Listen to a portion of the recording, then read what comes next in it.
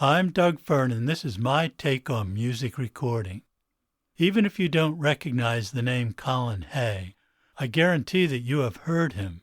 Colin is best known for his band Men at Work, the Australian group that had #1 hits such as Down Under and Who Can It Be Now in the 1980s. Men at Work sold over 30 million albums during their existence. Since then, the singer-songwriter has worked as a solo artist, touring the world, sometimes truly solo, and other times with a band.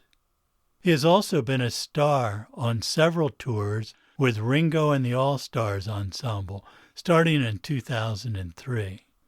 Colin has also had an acting career, performing his own songs in movies and TV shows, and even an experience in a Shakespeare touring company. By the way, Colin is originally from Scotland, as you will quickly notice from his accent. This interview is not about his career, although we talk about that a bit, but instead focuses on his recording experience. Colin has had his own home studio for decades and uses this space to record his songs. We also talk about the art of songwriting and, well, a life in music. So I guess I'd like to start out just historically. What was your first experience with recording, and how did that strike you? My first experience with recording was of any note was really when I first went into the studio with Men at Work. Before we had a record deal, we just went into the studio, the band, and we had a couple of guys who were engineers, kind of tech heads, really nice guys who engineered and recorded the project for us. My experience was that it was quite frustrating because nothing really sounded the way I thought it was going to sound, and we only had a limited amount of time. We recorded, I think, 3 or 4 songs. I mean, it was a great experience, and but it was really it's a little bit frustrating for me because the whole sound of the band and the songs wasn't really what was in my head at the time.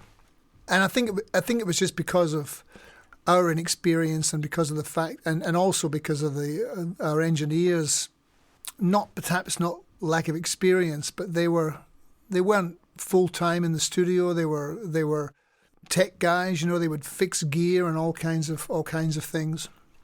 It was something we had to do because we were trying to just, find our feet. We were trying to go through the process that a lot of bands go through of recording our songs, and so this was just an opportunity that we had before we were really signed by anyone. So we did an independent release of Down Under. We did 500 copies, I think it was, and if you listen to it, it's not a very good recording of the song, but it's interesting in a historical sense, at least. That's the recorded version that we hear all the time? No, the recorded version you hear all the time is one which was, I say, properly produced. It was we had a producer, an American guy called Peter McKeon, who produced the first album for the band. And the one that you hear is the one that was produced by him, and that was a much, much better experience. Yeah, I was going to say, that's a pretty good recording. So Yeah. When you were in there, in that first recording session, can you kind of explain what it was that the recording was lacking? I think it was lacking just basically people who were really, I was going to say experienced. I mean, the drummer in our band had made a record before, and he had, aspirations of being a producer. I don't really know whether he went on to do any of that. I haven't really, been in touch with him for a long time, but I think it was I can't even what kind of studio we went into to record. I think it was really, you could translate what we were playing onto the tape. I don't quite, and again, I wasn't really sitting there in the control room listening. I was really just playing and singing, so I wasn't quite sure what they were doing or what they weren't doing. But it could have been a lot of things. It could have been just the choices they made, and again, they were, terrific guys, and they kind of had their finger on the pulse early on in terms of they were heavily involved in creation of independent music, so, and they continued to do that for a long, long time to come, and perhaps are still doing it, for all I know. But I think it was probably just lack of experience, perhaps lack of communication, and of lack of time, really. I think we just went in there for, I think it was maybe even a day or two, to try and get a few things done. I know it was a very short period of time we were in there for. I can hardly even remember it, to be honest. Yeah, what year was that? That would have been 1979. We recorded the proper record. We recorded the Men at Work record, the first record we made. Peter McKeon came and he met us. He was over in Australia working on something else, another artist, and saw us play and recognised that we had something, and we had songs, and we had a sound. When we went into the studio with him, first of all, we went into a rehearsal space, and we did pre-production for 10 days, which was really incredibly valuable, where we just workshopped the songs, arranged the songs, rearranged the songs, and pretty much worked out all the parts that everyone was going to play. And that was quite an involved process. One song would be "Who Can It Be Now" was 6 minutes long, and the saxophone hook of the song didn't even come in till halfway through the song. So that was ridiculous for a start, So he moved the saxophone hook up the front of the song and did all those obvious things, which are obvious now, but at the time they weren't so obvious to us. So we really whipped the songs into shape. So once we went into the studio, they went down pretty quickly, which was fortunate because we recorded the first album in 10 days. There was 5 days to do basic tracks and 5 days for overdubs. So we did that first album, which, I don't know, sold 20 or 30 million records in 10 days total, and then a couple of weeks to mix it after he took it back to the States and mixed it here. That was a much better experience for me for many different reasons. For a start, there was a producer involved, so there was somebody who was in charge, and I liked that. I liked that notion of there being somebody who was controlling the thing, figuring out where to put microphones, figuring out how to record the songs, making sure everything sounded, the way he wanted it to sound, and also the way we wanted it to sound, and it went down pretty quickly.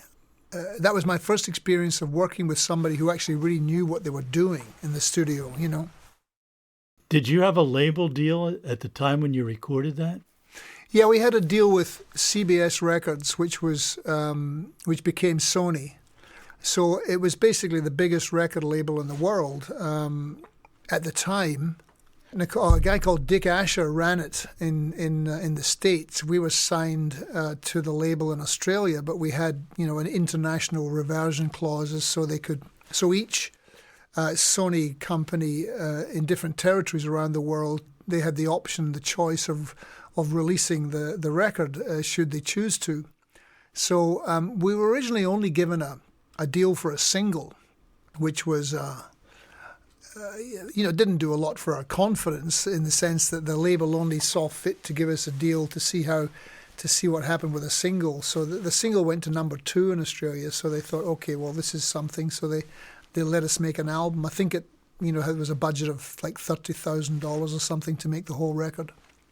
So what happened was, there was a convention, a CBS Records convention, and different labels from around the world heard the song "Who Can It Be Now" and released it, and it started to really do a lot of interesting things in different parts of the world, in Europe and all over the world, really. So that became a big hit record as we were recording the first album. So "Who Can It Be Now" was the first release? Correct. Yeah. Yeah, okay. Yeah, I remember hearing that when it came out, and that and Down Under were both songs that for me just stopped me in my tracks. Whatever I was doing at that moment, when I heard that song, I just had to give it full attention. It was just such a great song. Your voice was so good. the band was so tight. It was just Right. it's one of those, for me, milestone records. Well, that's cool. I'm happy to, and I'm flattered you say that. I think that I agree with you, and it was for me as well. But it was one of those things where I think it was just there was a lot of things conspiring, to make it work as well. It was quite a simple thing, but I think that Peter McKeon, the producer, recognized that he had some interesting elements to work with. He had a drummer that sounded good. His drums sounded good. They recorded really well. He recorded recorded them very well. My voice was interesting. It had a kind of a reedy quality to it. We also had the saxophone, which had a lot of, vocality to it as well. A lot of connections with the vocals. We had melody. And the song just, I'm not going to say it recorded itself, but it went down really, really quickly and really well. And it just, as soon as we heard it, we thought, wow, this sounds magic, And we all recognized the fact that we had a winning combination. I mean, not even in the sense of thinking, oh, we're going to sell 1 million records. Just sonically and the way it made us feel, we thought, oh, this is something really different and something that we were really excited about. I think that when people start in the studio for the first time, they're kind of intimidated. It's just too weird an environment, no audience, nothing feeding back to them except the rest of the band and the people in the control room. But as people get more comfortable with the recording process, I think they start to see the studio as being another part of the creative process. And I wonder if you experienced that and how that changed things for you. Well, when I was making the Men at Work records, especially the first couple with McKeon at the helm, I felt very comfortable in the studio. And I really loved it because there was somebody in the control room that I trusted, and someone that I knew was going to represent what I was, putting either into the microphone or out of the guitar cabinet, whatever I was trying to do. I understood that, he had my back, so to speak. We were on the same page as far as what we were doing. So I didn't feel that sense of intimidation in the studio myself, but I didn't really understand the process too much. I was very much on the other side of the glass. I was very much the artist, so to speak, and somebody else. There was an engineer involved who was doing something quite mysterious. Kept on putting things into a mysterious patch bay that I was going, I wonder what's he doing over there. I'm not quite sure what he's doing over there. And so I was always on the other side of the glass, either singing or coming up with a lyric or... Well, I think that when we first started to talk, we started to talk about the fact that sometimes the studio can be intimidating. There isn't an audience. Indeed, there's a lot to be said for having an audience.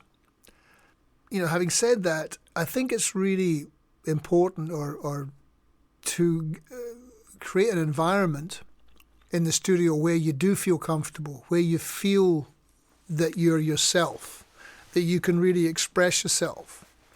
That's something that, like you said before, when you go into the studio, you feel excited. I feel excited because I think to myself, every time I come in the studio where I'm starting from scratch, you think, okay, I have all these tools to do whatever I like. It's really, and it doesn't have to be necessarily elaborate, but I think it's just really important to figure out how you can feel comfortable in a studio environment, and then if you do feel comfortable, then you can really do beautifully creative things because you're not separate. You're not there's nothing separate. You're immersed. It's one experience of being in the studio and being just at creative ease, if you like, And it takes a little time and a little patience sometimes, but I think that that's really an important point to get to make the studio your friend and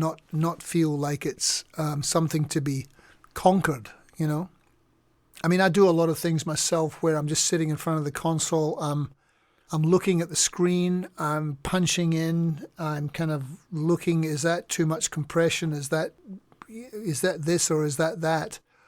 But once I get it to a certain point and I go, okay, I know everything is fine, I come back to something. Sometimes I just set it up. I set up a situation that I know is really good, and then I just come back, say do another vocal or do another pass on what it is that I was doing, and it has a completely different vibe to it. You're not second guessing anything. You're not thinking about two things. You're just simply in the space, you know, in the space that you want to be in, and then it can be. You're letting something become, you know, as opposed to, you know, forcing it or being distracted by something you don't really want to be distracted by. And again, I'm talking about being in a studio by yourself, which is I find myself often in that situation where there's nobody else around, and you really have to do a lot of things yourself. Once you get it to the point where you're comfortable, then you can really, you know, fly, if you like. You can really make some beautiful things happen because you're not splitting your energy, you know. Yeah, I know one of the things that, for me, trying to create a product or whatever, if I'm in the studio, if I'm recording something, mixing something, whatever it might be, there are times when there's no conscious thought going on at all. There's really something in the mind that when you reach that state. Yeah, I think that's right. I think that's what I'm trying to elaborate on, was what you're talking about. Yeah, it's where you're not really being conscious of technical things. You're really more, to coin a cliche, just in the moment, you know. And that makes all the difference in the world, having people, you know, on the other side of the glass that are supporting you, understand your music, understand you, and strive to make that experience as comfortable as possible for you, so they get the best performance out of you. Yeah, it's communication, and that idea of communication it's talked about a lot. Sometimes people go into the studio and they can be quite combative. I'm not quite sure why, but at some point you either have to trust someone. You have to just say, well, I'm going to trust this person, because if I don't, then there's little point in being here. And I think that experience, that can really work well, or it might not work. You know, you might trust someone and it might not turn out the way you wanted it to, but I think it's still important to have that element of trust with people in the studio. Otherwise, you know, you just end up with a lot of wasted time and perhaps not a great product at the end of it.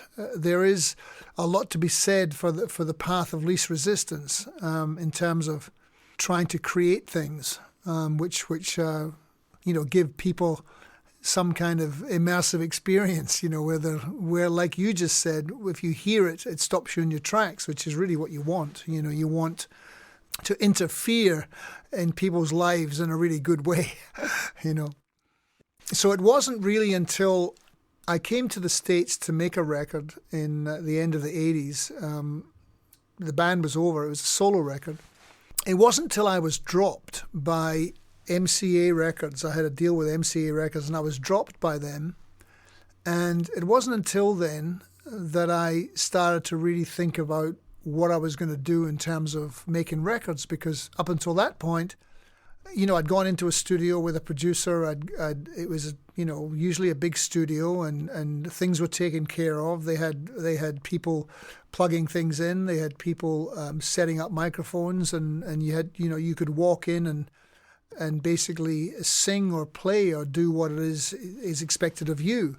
But when I was dropped by MCA, then I had to go, well, okay, I still want to make records, but I don't want to go, you know, cap in hand to a record label and say, please can I make records? So I had to figure out what to do. So I started to think about putting a studio together. And it wasn't until I did that I started to really, in a way, embrace the idea of having a studio where I could basically do whatever I wanted to do. That entailed learning about how to engineer. I could have had engineers, and indeed I did have engineers, and indeed I still do have engineers sometimes. But the process of writing music and that, in a sense, pre-production in a way, or before you start recording, is a very important time for me anyway, where you want to just ruminate. You want to let ideas germinate. You want, say you're working on a lyric or you're working on a musical idea. The last thing you really want is to have somebody hanging around who's not really doing anything but just waiting for you to go, okay, well, let's record this. So by default, I ended up working by myself a lot and working alone in the studio, which I came to love. And then if I need some help, I can always ask for it. But in that process, you learn things, and it wasn't like I wasn't learning how to be an engineer so that I could be the world's greatest engineer, or so that I could be the world's fastest, or work in all different kinds of environments. I really only kind of pretty much know my own environment, which is, the similarities with all kinds of studios in a way, but this is really my playpen, so to speak. So I know my way around the studio, and it's just a brilliant place to be most of the time. When I'm not walking the dog, I'm down here. In the late 80s, your first studio that you put together for yourself, describe that. Well, the studio that I put together for myself was in the early 90s, and it was upstairs in my house where I live now. I've lived in the same place for 30 years since I came to live here in Southern California. And actually, that's not entirely true. I actually had a little demo studio, if you like, in Hollywood, on I think it was on Selma in East Hollywood. No, not East Hollywood, West Hollywood, I think. Where I thought, well, okay, I just put together I had a 1/4-inch Fostex tape studio, 8 tracks, and I had a little mixing desk, and grey walls, I think it was shag carpet on the walls, horrendous little room. But then there was no views, so there's nothing to do except sit there and record. So I had that for a few months, and then in early 91, I moved to the house that I'm in now, and I put a studio together upstairs, and the drums were in the bathroom. That was a Fostex a 1/2-inch. I moved up to a 1/2-inch Fostex tape, 16 channel, and I used that, and I made a record called Topanga on that machine. And then I had a basement in my house, and then I decided, okay, I'm gonna take up the whole floor, the whole square footage of my house, the whole footprint of my house is a basement. So I'm going to use that whole thing for a studio. So it was just one huge room, and there was so much stuff in it. I had to get a truck to come and take all this crap out that the guy who I bought the house from had left there. That took a while. That took quite a few months to do that. I had a great friend, great singer originally from New Zealand, who just recently died. A wonderful guy, a guy called Max Merritt, who was a fantastic singer, songwriter, and was a hero of mine in Australia, in Melbourne. He lived here for many, many years. He built the studio for me because he was also a carpenter by trade. So he built the studio, which was just one room, wooden floor and acoustic. It wasn't really soundproof, but it was sound absorbent, and I had acoustic tiling on the walls. And I still continued to use the Fostex 1/2-inch. And then I moved to Tascam, the D88s, and then embraced Pro Tools when Pro Tools happened. And so I think the studio that I always, envisaged in my head as being the studio where I learned how to do what I'm doing now was really that that version of the studio, which once I got Pro Tools and I started to, engineer things and take my time, I suppose, and trying to figure out what I was doing, was that, which was probably around 94, 95. And then I changed the room downstairs. When I renovated upstairs, I put in rooms downstairs because I figured out, okay, well, I'm going to really want a bit of separation. So I put in a drum room and a vocal room and a room for my amps. So I have a big control room, and I have a vocal room, and I have a drum room, and I have a hallway, and I have an amp room. So I have really 5 spaces that I can employ in terms of separation. So for a home studio, it's pretty much as good as you'll get, I think, in terms of working from home. This has been my environment now for a long time. Let me just say, one of the things that's been different about this year has been that having a space in a studio, having a room, having different things lying around, different instruments, and it really is a playpen. Sonically, you could, I want to create some kind of soundscape, I want to create this, or I want to create that. One of the things you really need more than anything is just a little bit of time. And often in the last 25 years or 30 years almost, I've been on tour so much that I've always had maybe 2 or 3 weeks when I've been at home where I can go down the studio and do things, and then I have to go on the road again, which is frustrating. It's how I make a living, but it's necessary, and it's also a habit that I've done of performing. You make a record, then you go out and play it for a couple of years.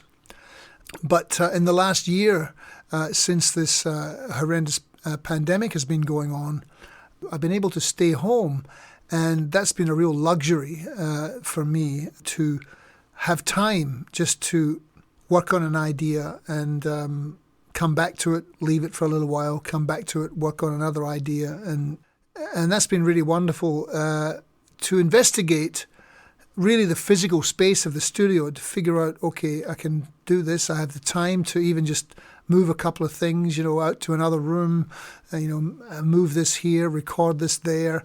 What does this sound like, and just have the time to experiment a little more with what the studio itself can do, just as a physical space. I'm thinking about, the singer-songwriters that are in the audience here. What recording advice would you give to them when they're working at home or in, whatever studio space they have available to them? What do they need to know? Well, I think that, if you're a singer-songwriter and you're recording your own songs, doing pretty much everything yourself, there's a couple of different approaches you can take. I like the first approach, which is to finish the song before you turn the machines on. Before you record anything, I think it's a really good idea to at least have the song written, have the chords, have the arrangement of the song, the tempo of the song, and the lyrics for the song pretty much done before you start recording, especially if you're going to bring people up to play on the song. Everyone is going to have a much better experience if they have a lyric to play to where they're playing a song as opposed to an idea. Then the other approach really is you can just not do that. You can turn the machines on and you can go, okay, well, I'm just going to record an idea. I'm going to start with a groove, or I'm going to start with a little feel. I'm going to start with a bass riff or a guitar riff and build the song and see where it goes. That's more, a process of discovery where you're really writing the song as you're recording, which is another way to do it, and there's nothing wrong with it. I've done both, and what I've found more than anything is that when you do it the second way, you end up with, say 40 or 50 ideas which are recorded, and you tend not to finish them or not to finish them all. So I like the first approach more than anything, where you kind of do a lot of the hard work, so to speak, before you actually start recording the song. And then my experience has been, if you do that, then the process of recording the song is much more joyous. where you're actually recording something which already exists, as opposed to trying to find it during the process of recording. And having it all worked out makes sense if you're going to go into some other studio as well, because you don't want to waste time in there. Yeah. I think that's the worst crime of all, is really to waste time, especially as you get older. You think, I don't want to waste any more time, whether it's talking to somebody who is that you don't have to really deal with, or you don't want to deal with, or anything to do with. People say, "Oh, what do you do in your spare time?" I go, "Who has spare time? You only have time, and then you don't have any anymore. That's really it, So anything you can do where you're going to make things more efficient, and where you're going to be, where it's going to create more joy and creative excitement, I'm all for, And I think that I've tended to go in a circle. I remember when I was 13 or 14, and I would start to try and write a song. And I would write some little song which wasn't particularly good or anything, but you start off doing that just with a little pen and a paper and an idea, musical idea, and follow it, finish it. And then you have all these things which become great tools, and they become ways to, and indeed, I think that the modern way of writing a song, I was talking to a friend of mine the other day, a young engineer, who's saying that a lot of the youngsters, if you like, as Ed Sullivan used to say, the youngsters, they have a very different approach where they create scenes more than anything else. They create scenes with whether they're working with Ableton Live or whatever it is they're doing, and they create little snapshots of the song, and they just work on that, and then they have another scene, and they join them together, and in a way that they create songs that way, which I find very interesting and as an approach. But I find myself that being in the studio, especially being alone, often what happens is that something comes out of nothing, where you're sitting there and you're just simply in the physical space of being in the studio, and you're working on something, and all of a sudden something will appear from nowhere that you just that you kind of love, that you fall in love with, and it could be a lyric or it could be a musical idea, but it seemingly comes out of nowhere. And I think that that's really important, where you don't have a machine on, you're not kind of working with anything, there's just silence, and where anything and everything is possible. And so that's where a lot of great ideas come from, is seemingly out of nothing. And indeed, some astrophysicists would tell you that that's indeed how the universe was formed, something out of nothing. But I love that idea of something coming out of nothing, and because I've experienced it on a few occasions, and it's quite a powerful thing. Everybody hopes to, in this music business, there's songwriters, singers, whatever, they have dreams of success in the business, and not everybody can do that. I mean, the actual number of people that end up making a decent living, and enjoying what they do for a lifetime is pretty small. So what would you say to aspiring performers, whether they're just vocalists or instrumentalists or songwriters? What do they need to know about the reality of being successful in the music business? Yeah, it's a really, really difficult, it's a very good question. It's a very difficult question to really answer, succinctly and where you kind of feel like you could be of any use to someone, because as you say, the chances of having commercial success with what you're doing is pretty slim.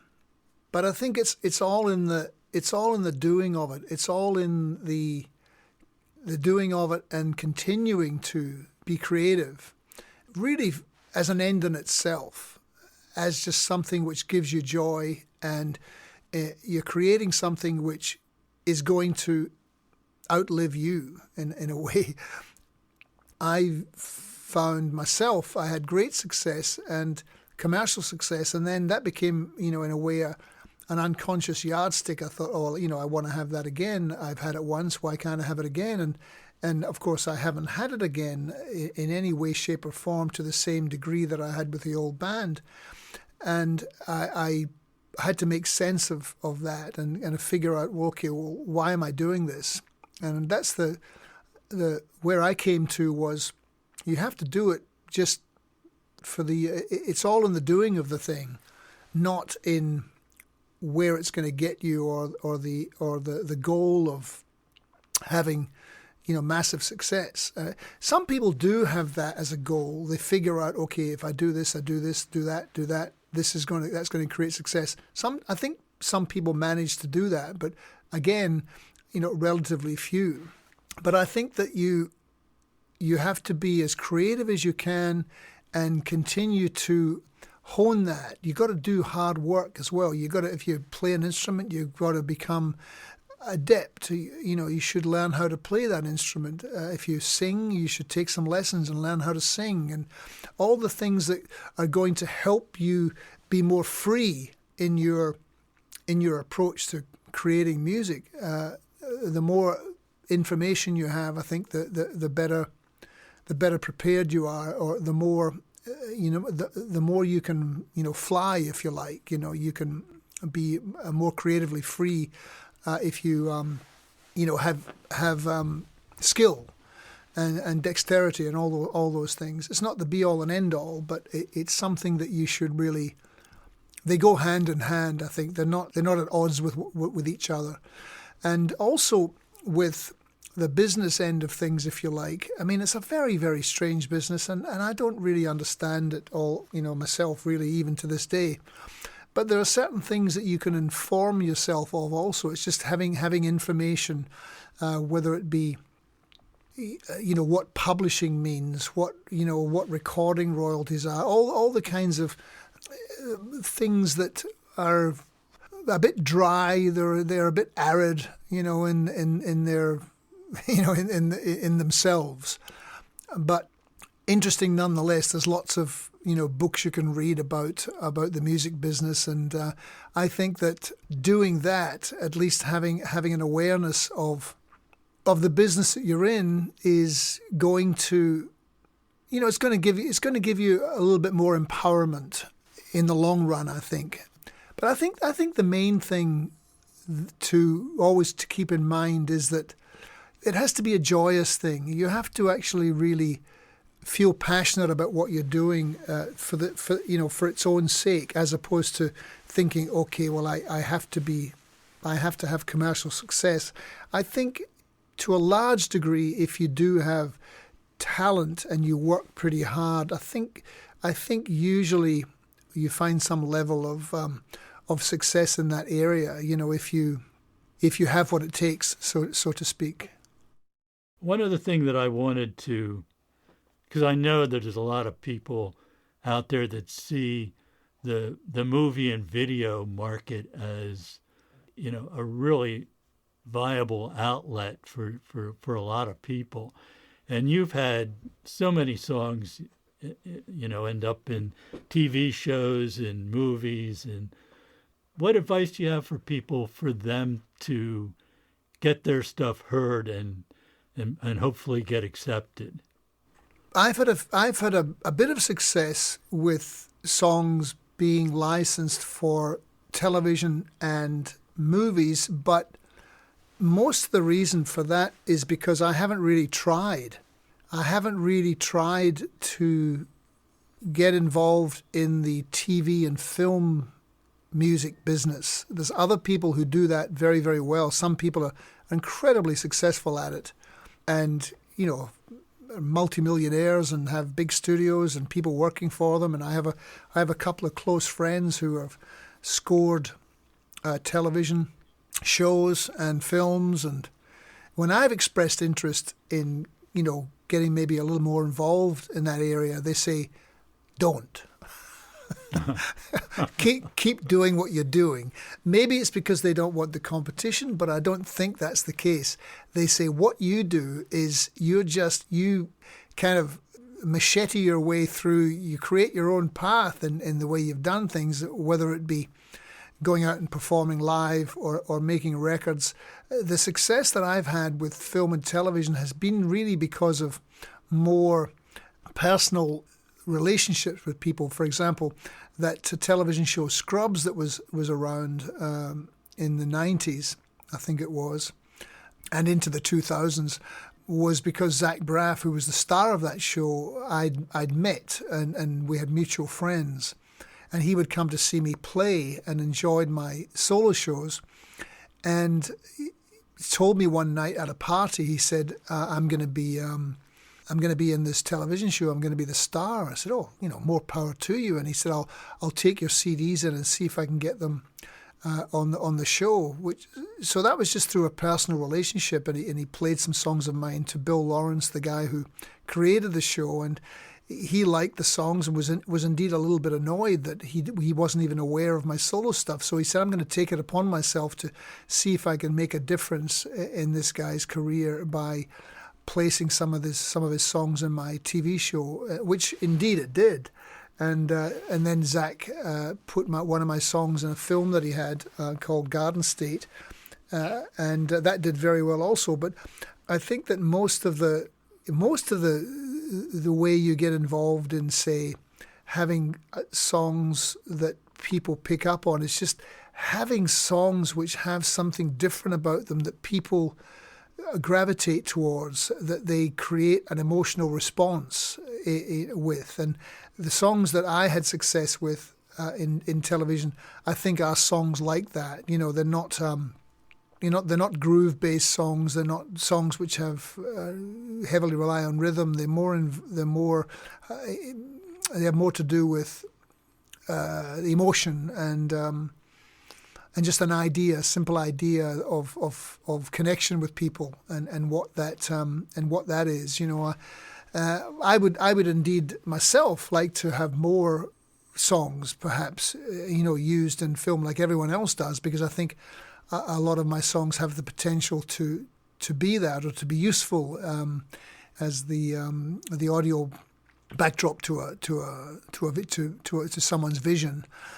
I think that there's certain practical things you can do. You can actually, you can hire people that will try and work your songs in a way and get them to music supervisors and so forth. But I think one of the simplest ways is to actually still the success that I've had, any success that I've had has come through simply playing live and playing songs out for people that people can discover.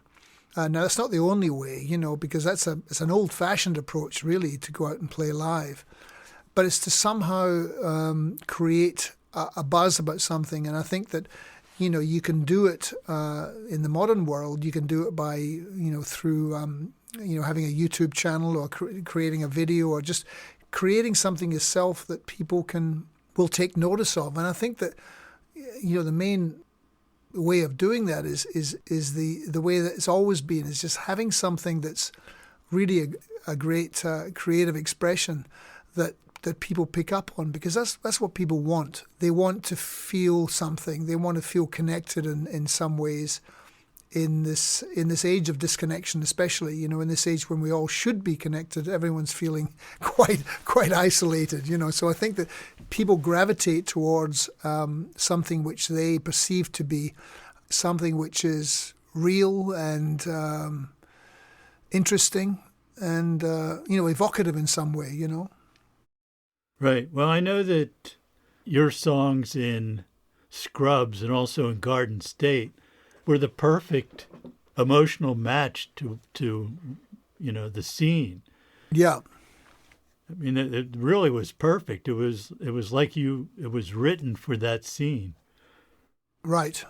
Yeah, that's one of those things, is it takes somebody to actually go, okay, I'm going to match that. I'm going to match that audio with that picture, I know you've done some acting too, and we're getting a little far off from the recording studio, but I think it's really interesting that creative people tend to be creative, some of them anyway, at least in multiple areas. And I'd just like to hear what your thoughts are on the acting you've done. I know you've done some on TV, and I know you did some Shakespeare. So what was that like? Well, the biggest challenge I had was doing Shakespeare. I played Feste in Twelfth Night in Melbourne, the Melbourne Theatre Company, and that was really intimidating. And I found that quite frightening when the director contacted me and said that he wanted me to do it. I immediately felt frightened and out of my depth, and so I thought, oh, this is something that I have to do because of that reason, really. And so I said yes to it. And it was a huge success, the play. It was a beautiful production. And I just listened more than anything, and I did, what he told me to do. There were some great, great talented people. Everyone was so talented. And of course, I was at least twice everyone's age, if not more. So they're all youngsters, and we're rehearsing the play, and everyone's got the scripts. No one knows the lines, for a week. And then all of a sudden, after a week or two, they arrive at the rehearsals and no one's got a script anymore. It's like, I'm thinking, how did they do that? That is amazing. Yeah, I just thought to myself, oh, that's right, they're young. Yeah, their brains work a little faster. My God. Anyway, but I had to sing some songs, and the songs that I sang were really cool. I had some dialogue and some meaningful things, and the character is an important character. That was really where I felt like I was a cog in this creative machine, which was a brilliant and big theatre production. I've done other bits and pieces. I haven't really done that much. I mean, I've done a little bit, and I've enjoyed it. When I first came to LA, I went to get classes, and the teacher was a guy called Harry Mastrogeorge, who I believe is still teaching. He's a great teacher. I didn't do it for too long. I did it for maybe a year or two, and I really enjoyed it. And he had a great approach. He had a great philosophy, and which made sense to me, which was really that you're pretending to be someone else. And so you have to create the illusion of being somebody else. And so you start off being pretty much a zero, an empty mind, and you fill it with the conditions and circumstances of the character you're playing. So that made a lot of sense to me. It had overlaps into the area of writing songs, I found, where or even just in the area of meditation, if you practice some kind of form of meditation where you're actually just going about trying to let your mind idle for a while, because we don't get much of a chance to do that in the modern world. Everything is coming in at 100 miles an hour, even if we realize it or not. There is so much going on that your mind is just giving you all these alternatives all the time. You can do this, or you can do that. Oh, you could do this. Oh, why don't you try that? And part of the deal, I think, is just really trying to create an empty space where that space can be inhabited. So if you're playing a role and you're having to pretend to be another character, that character will inhabit you. So it has nothing to do with you. You're simply another character is being superimposed on you. And it's different in the sense that if you're writing a song, you're not playing a character. You're yourself. But you have this added dimension of your imagination, which is limitless. So sometimes an idea will come in. It could be about you. It could be about somebody else. But then the song takes over, and in a way it can, lead you down a path that you hadn't expected. But the key thing is to just be as open as you can. To drink from that creative wellspring, if you like, which is constantly flowing. If you can just let it, and I think there's that word let. I always come back to that word let, but I think it's really an important word in the English language, as opposed to making or forcing or trying. It's letting something be. Like you pointed out before about your your ideas that were going to be successful happened very quickly. They happen very quickly, but there's a lot of thought, a lot of effort, a lot of work goes into that point where everything just converges and you go, then it's kind of effortless in a way. I agree with that.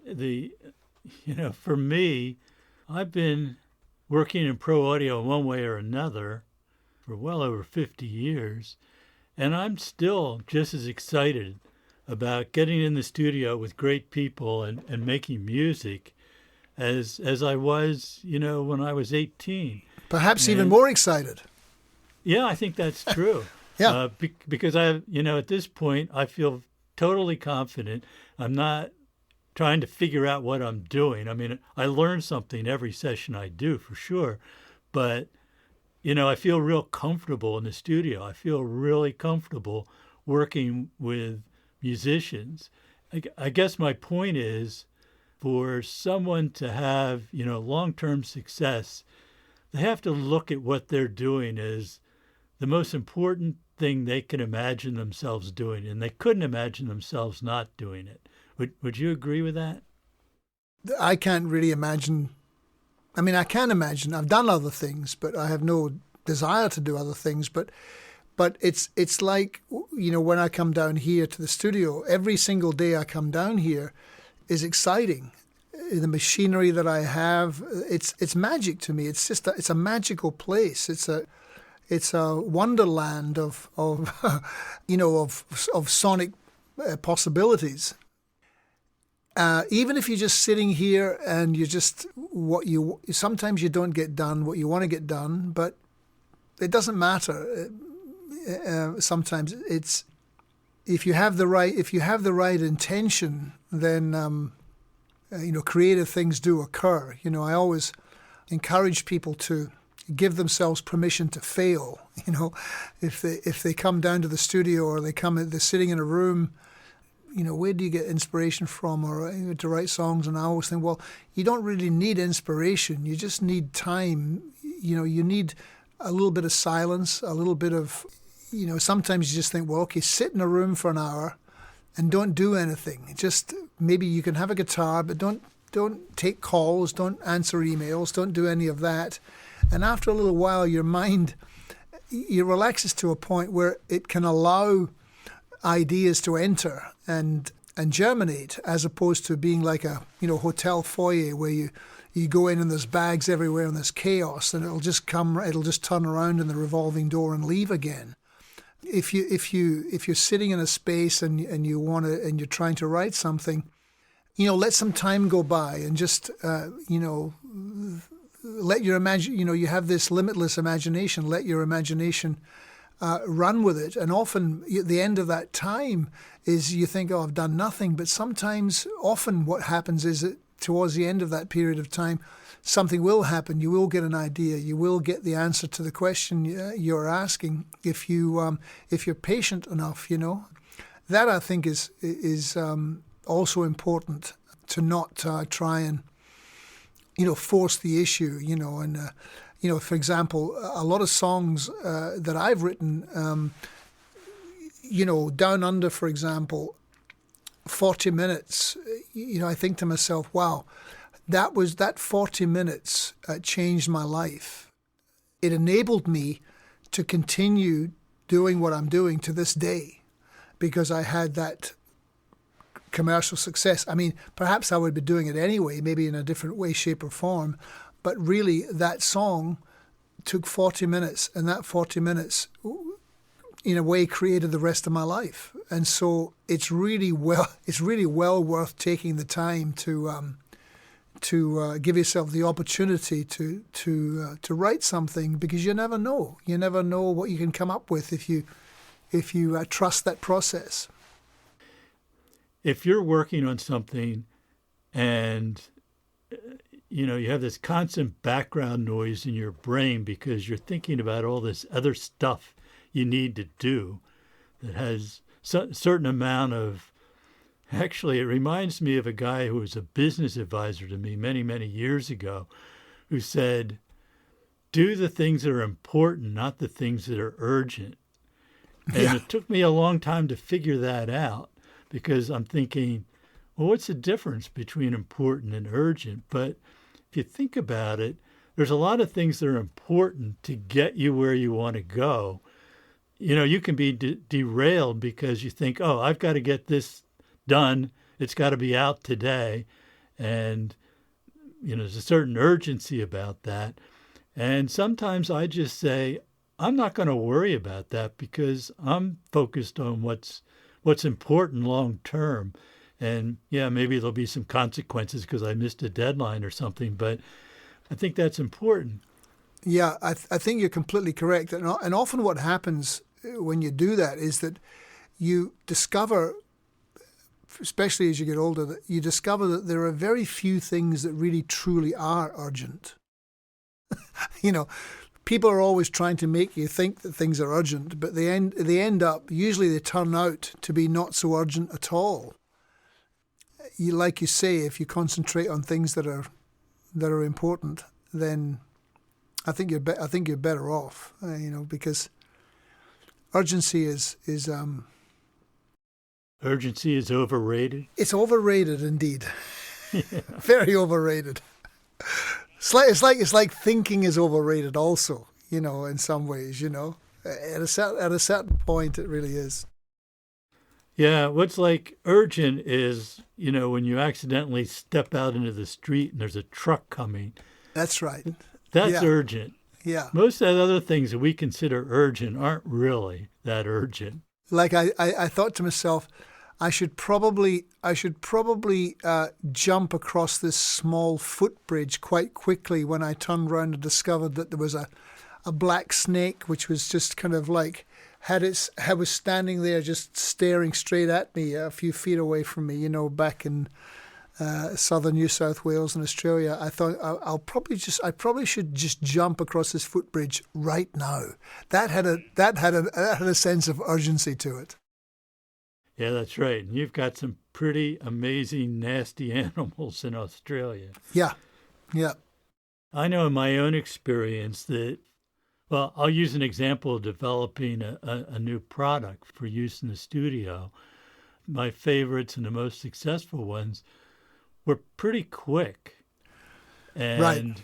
When everything sort of fell into place and it was just like this effortless thing, I knew that was going to be a successful product. And, all my products are based on things I want for myself. I think if it's a struggle, if it's fighting you all the time, it's just not right. That's right. Yeah. And the best thing I can do in those situations is put that idea on the shelf and say, I'm going to work on this some other time, which may be a month from now, might be years from now, might be never. But somewhere in that interim, I might just say, oh, I know how to solve that problem, or I know what's wrong with this thing.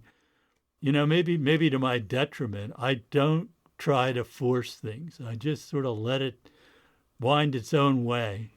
That's right. I think that's very wise. Occasionally, you have to wrestle something to the ground, but but not often. Most of the time, it's not worth it. Like you say. Of course, these days, not doing many sessions, so it's kind of hard to try things out. Yeah. I think I've done, aside from doing the podcast, I think I've only done 3 or 4 sessions in all of 2020. And they were all just 1 or 2 people because, you got to be careful. That's right. It's been very, very interesting the last year just in terms of that, just being in the studio, about having people over, how many people and who they are and everything. So we did something here with Cecilia, my wife. She recorded some things with a band. It ended up being really fantastic. But they were all people that were in her band, also in my band, and we were able to distance at least 10 feet apart, and we kept.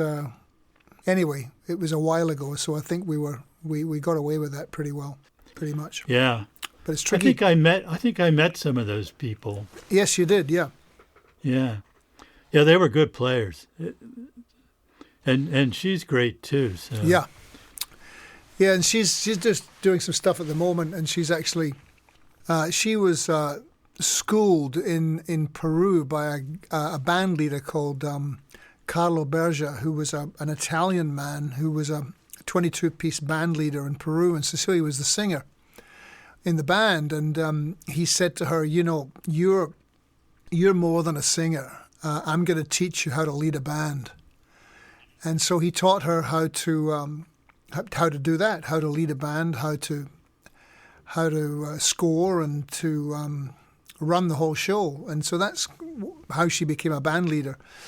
And only recently she started to get back to orchestrating. So now she's actually writing her own charts and everything, which she's very excited about. And people come up and play her charts in the studio, and they work really well. So she's really excited about that.